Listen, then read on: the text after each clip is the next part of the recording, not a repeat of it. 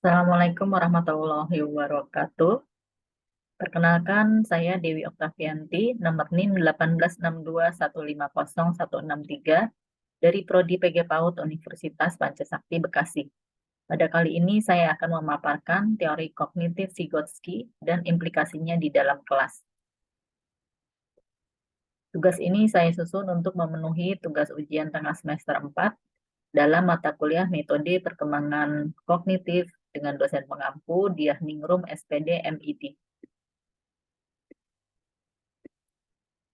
Pembahasannya yang pertama adalah pendahuluan, tinjauan teori, implikasi teori Vygotsky di dalam kelas, dan terakhir kesimpulan. Setiap anak berkembang dengan keunikannya sendiri. Perkembangan-perkembangan tersebut dipengaruhi oleh pola asuh, pendidikan, dan lingkungan tempat anak bertumbuh. Perkembangan anak harus diperhatikan baik dari fisik maupun psikolog. Keduanya sama penting. Perkembangan pemerolehan pengetahuan juga penting bagi anak. Orang tua harus memperhatikan perkembangan kognitif anak karena hal tersebut penting untuk perkembangan pengetahuan anak. Tentu saja pengetahuan sangat penting sebagai bekal di masa depan, terutama soal bertahan hidup, setidaknya untuk dirinya sendiri. Seperti yang kita tahu bahwa perkembangan dunia sangat cepat dan kebutuhan akan tenaga kerja sangat minim. Karena sebagian besar jenis pekerjaan yang menggunakan tenaga manusia digantikan oleh mesin. Misalnya dalam bidang pertanian. Dahulu untuk memanen membutuhkan banyak tenaga manusia, tetapi sekarang cukup dengan alat combine harvesters. Memanen padi tidak membutuhkan tenaga manusia yang banyak. Oleh sebab itu, anak harus kita bekali dengan pengetahuan dan keterampilan. Kecerdasan tersebut harus dipupuk sejak dini. Caranya dengan memaksimalkan kemampuan kognitif anak di usia-usia emas. Kali ini saya akan membawakan dari biografi dari tokoh yang akan saya ambil. Kali ini adalah Lev Semyonovich Vygotsky. Dia lahir pada tahun 1896 di kota Orsa, Rusia, dari keluarga kelas menengah keturunan Yahudi. Setelah menyelesaikan pendidikannya di gimnasium, Vygotsky memperoleh beasiswa untuk studi hukum di Universitas Negeri Moskow.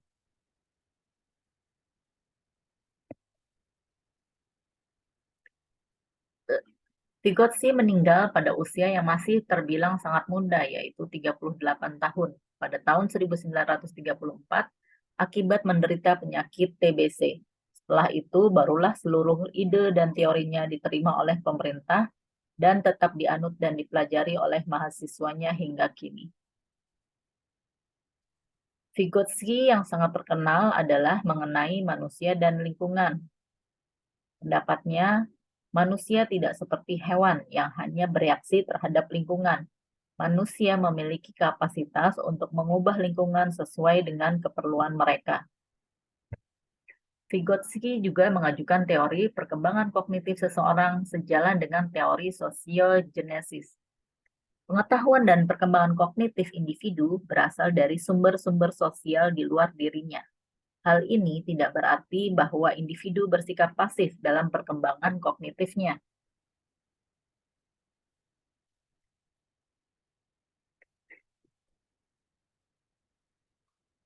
Tiga ide utama dari pemikiran Vygotsky.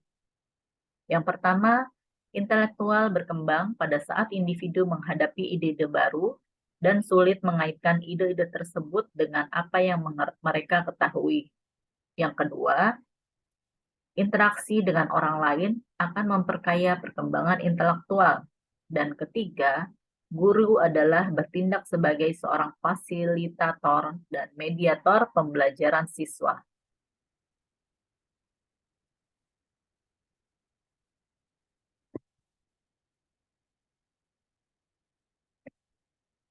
Lev Vygotsky adalah seorang guru sastra yang tertarik dengan dunia psikologi. Ia menjadi salah satu tokoh dunia psikologi pendidikan. Pemikiran-pemikirannya menjadi penting dalam perkembangan pendidikan. Berikut pemikiran-pemikiran yang dikembangkan oleh Lev Vygotsky. Dari perkembangan kognitif anak, Lev Vygotsky ini yang pertama itu memaparkan adanya Zone of Proximal Development atau ZPD. ZPD adalah rangkaian tugas yang sulit dikuasai oleh seorang manusia atau anak-anak secara sendirian. Namun, kesulitan tersebut dapat diatasi dengan bantuan dari orang dewasa atau teman sebaya yang lebih mampu untuk membantunya. ZPD itu terbagi atas dua batch. Yang pertama, tingkat perkembangan aktual atau actual development level, yakni berupa pemecahan masalah secara mandiri. Kedua, tingkat perkembangan potensial atau level of potential development, yakni berupa pemecahan masalah di bawah bimbingan orang dewasa atau teman sebaya yang lebih ahli. Contoh dari ZPD, walaupun anak dilibatkan secara aktif dalam pelajaran aktif, guru juga harus secara aktif mendampingi setiap kegiatan anak-anak. Kerja kelompok dapat mempercepat perkembangan kognitif anak. Di samping guru, teman sebaya juga berpengaruh penting pada perkembangan kognitif anak, menurut Vygotsky. Dengan sistem tutor sebaya akan lebih efektif karena mereka sendiri baru saja melewati tahap itu, sehingga bisa lebih mudah melihat kesulitan-kesulitan yang dihadapi. Kemudian yang kedua adalah scaffolding. Konsep ini berkaitan erat dengan Zone of Proximal Development atau ZPD. Ini adalah merupakan teknik untuk mengubah level dukungan selama sesi pengajaran dengan orang yang lebih ahli. Scaffolding, sebagai contoh misalnya, guru atau teman sebaya yang lebih mampu, scaffolding juga disebut dengan pemberian sejumlah bantuan kepada seorang manusia atau anak selama tahap awal pembelajaran. Nah, tutor ini akan memberikan beberapa stimulus kepada anak. Ketika awal diberikan tugas baru, anak biasanya belum mengerti. Saat kemampuan anak semakin meningkat, maka pelan-pelan guru atau tutor akan mengurangi bimbingannya sedikit demi sedikit. Kemudian bahasa dan pikiran. Menurut Vygotsky, manusia menerapkan bahasa untuk merencanakan, membimbing, dan memonitor perilaku mereka. Bahasa digunakan manusia tidak hanya untuk komunikasi sosial, tetapi juga membantu menyelesaikan tugas-tugas. Vygotsky berpendapat mengenai konsep bahasa dan pikiran terbagi menjadi dua macam, yakni percakapan sendiri atau private speech dan pembicaraan batin atau inner speech. Percakapan sendiri atau private speech merupakan kebiasaan anak berbicara dengan keras kepada dirinya sendiri tanpa maksud berbicara dengan orang lain.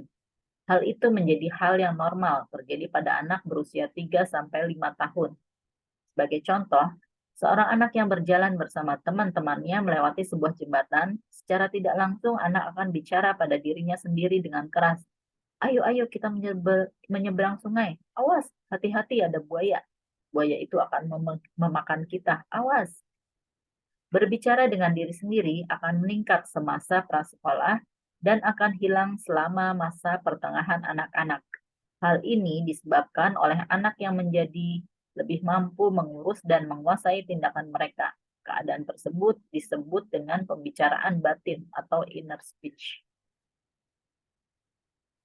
Inner speech dapat dipahami sebagai anak yang menggunakan kemampuan berbicara sendiri tidak hanya untuk diterapkan dalam berkomunikasi atau berinteraksi dengan orang di sekitar saja, tetapi juga untuk merencanakan dan mengendalikan perilakunya.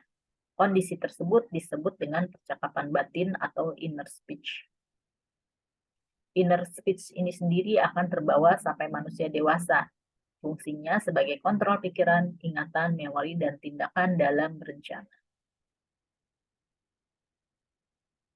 Kesimpulannya, teori belajar Vygotsky merupakan salah satu teori belajar sosial sehingga sangat sesuai dengan model pembelajaran kooperatif Karena dalam model pembelajaran kooperatif terjadi interaksi sosial, yaitu interaksi antara siswa dengan siswa dan antara siswa dengan guru dalam upaya menemukan konsep-konsep dan pemecahan masalah. Nah, selama proses interaksi ini terjadi pemagangan kognitif, yaitu proses di mana seseorang yang sedang belajar tahap demi tahap memperoleh keahlian melalui interaksinya dengan pakar. Vygotsky lebih menekankan scaffolding, yaitu memberikan bantuan penuh kepada anak dalam tahap-tahap awal pembelajaran, yang kemudian berangsur-angsur dikurangi dan memberikan kesempatan kepada anak untuk mengambil alih tanggung jawab semakin besar segera setelah ia dapat melakukannya. Ini adalah daftar pustakanya. Kurang lebihnya saya mohon maaf. Semoga apa yang saya sampaikan dapat bermanfaat untuk pemirsa dan untuk saya sendiri.